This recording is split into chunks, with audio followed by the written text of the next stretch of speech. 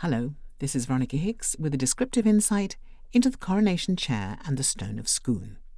For a long time they were inseparable, but now they only see each other at coronations. Let me explain.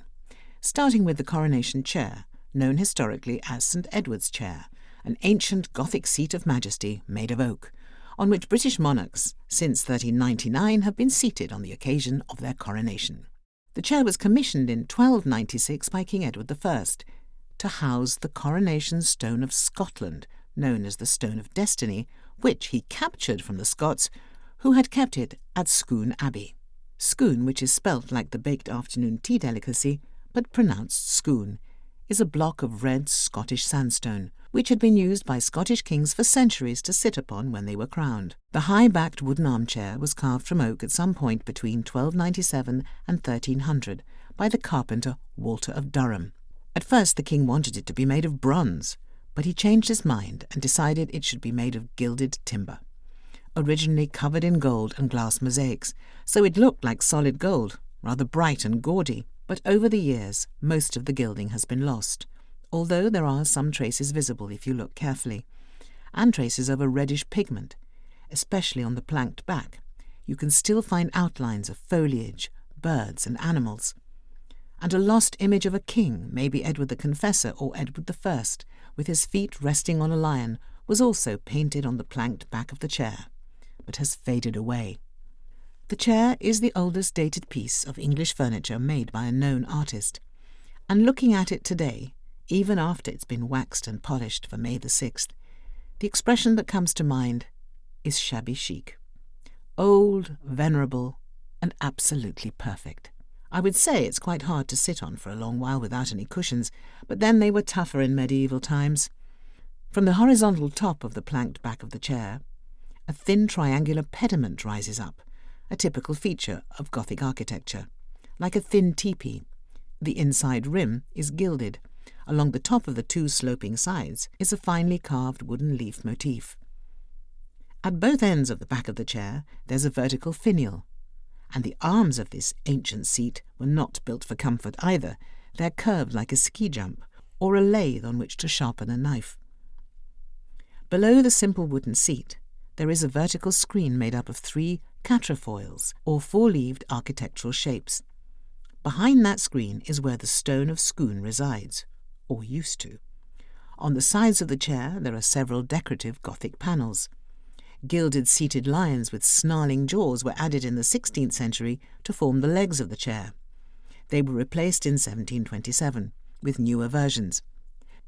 And there's a red brocade curtain canopy that hangs behind the chair. In the 18th century, tourists were allowed to sit on it for a small payment to the Abbey staff. So those early tourists and choir boys of the Abbey carved their initials and other graffiti into the chair. And the corner posts were damaged by souvenir hunters. Nails have often been driven into the wood to attach fabric for coronations. And in preparation for Queen Victoria's Golden Jubilee, the chair was covered with a coating of brown paint. Sir Gilbert Scott, the Gothic Revival architect of the law courts, described the chair as a magnificent piece of decoration, but sadly mutilated. And that's not all. At 5:40 on the 11th of June 1914, the chair was the object of a bomb attack, thought to have been organised by the suffragettes. A corner of the chair was broken off in the explosion. But over the 8 centuries of its existence, the chair has only been removed from Westminster Abbey twice. The first time was for the ceremony in Westminster Hall across the way, when Oliver Cromwell used it as Lord Protector of the Commonwealth of England. The second was during the Second World War, when it was moved out of London for its safety. The chair without the stone was loaded onto a truck, and with 2 detectives accompanying the driver, it was driven to Gloucester Cathedral, where 5 carpenters arrived to shore up the roof of a vaulted recess in the crypt, and the chair was moved into that, and stayed there till the end of the war. The Stone of Scone itself has had a few adventures of its own.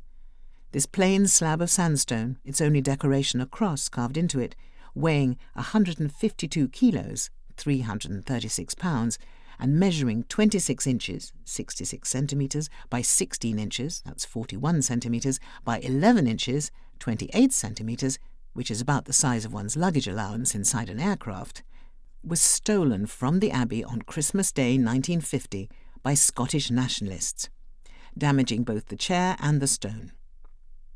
The stone was recovered in time for Queen Elizabeth II's coronation, and one of the thieves went on to have a very successful career in criminal law. But in 1996, Prime Minister John Major decided that the stone would be returned to Scotland to be kept at Edinburgh Castle, on the proviso that it would be returned to England for use at coronations. On the evening of the 13th of November 1996, the stone was removed from the chair and put in a specially made crate. It was transported by stretcher to stand in the lantern of the Abbey overnight and was removed in silence to the waiting police escort early on the morning of the 14th of November to make the long journey to Scotland by road.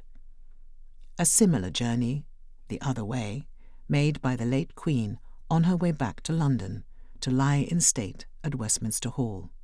The stone can now be seen in Edinburgh Castle. Legends abound concerning it.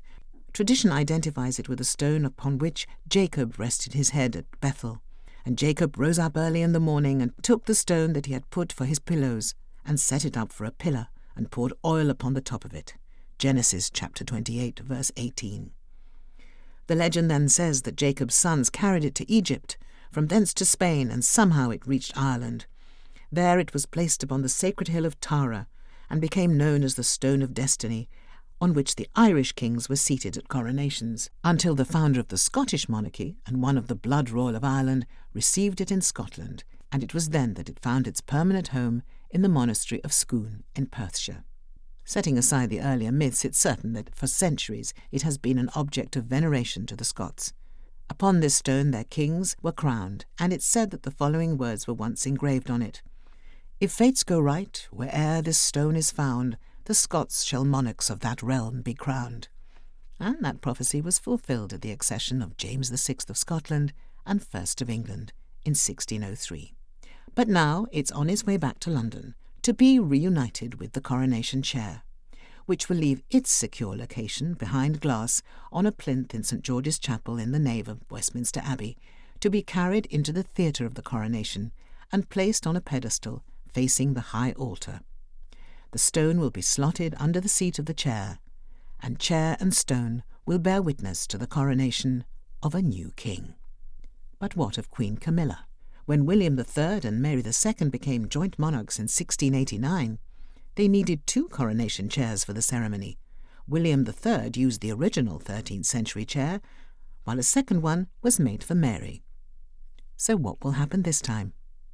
To find out more, click on the link, Queen Camilla.